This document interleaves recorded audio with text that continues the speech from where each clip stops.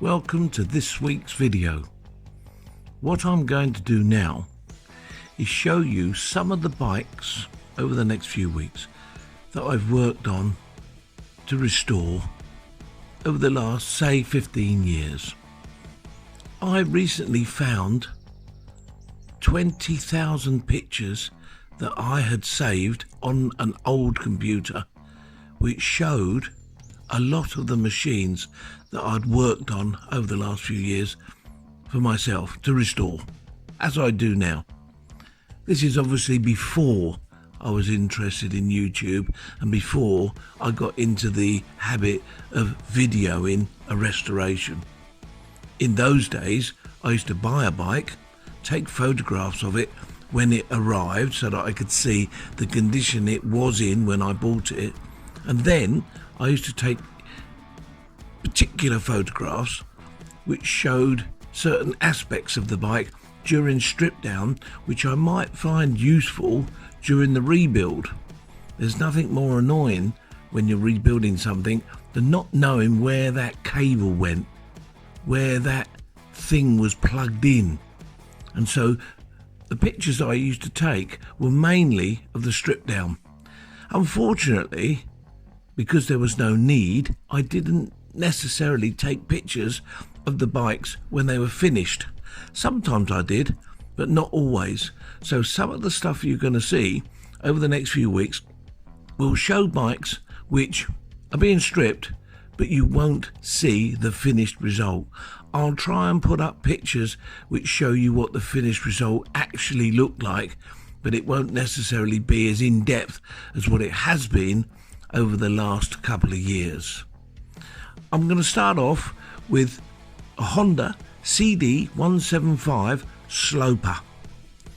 This bike I fully restored, nut and bolt restoration.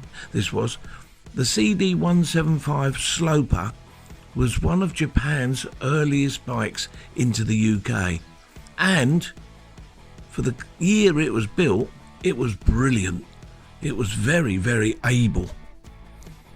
So let's get in and I'll tell you about my 175 Sloper. Here we are then, looking at the various aspects of this particular bike. You can see that it was all there, needed a bit of work. It wasn't an absolute wreck. It was a good, usable bike that needed getting at. I enjoyed doing this bike. Look at the wheels.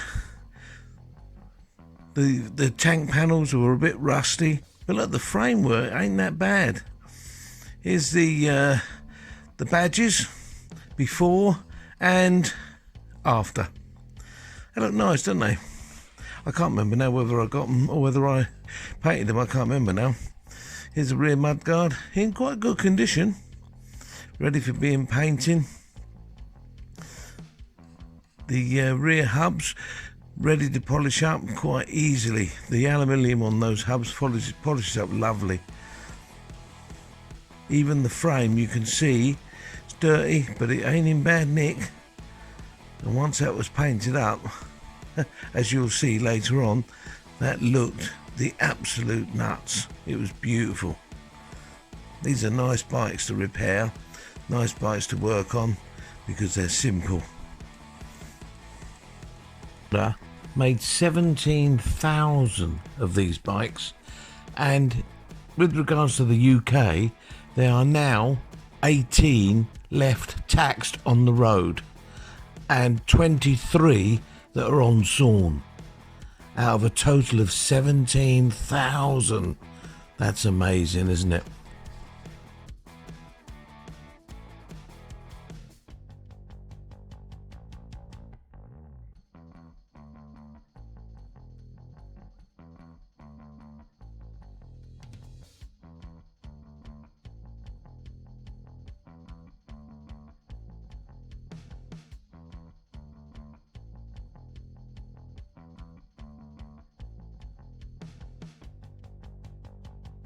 The bike was completely stripped.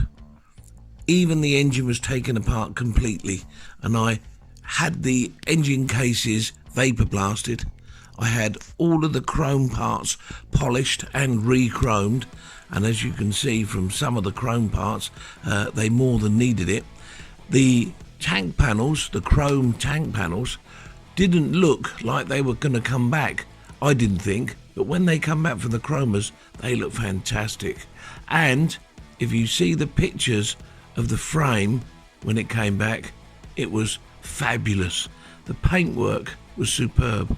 I had all of the work done by a local company that specialises in motorcycle restoration work. They are not cheap, but their work is first class. You have to wait a long time to get a spot, and even when they've got your gear, they'll keep it for ages. But when it comes back, just look at it. It's fantastic. Rebuilding the bike after that was a joy.